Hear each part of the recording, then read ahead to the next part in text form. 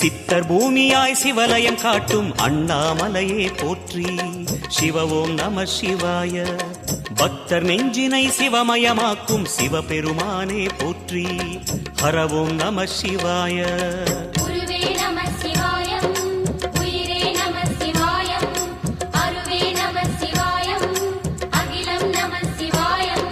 நம சிவாய நம சிவாய ஓம் நம சிவாய. நம சிவாய நம சிவாய ஓம் நம சிவாய.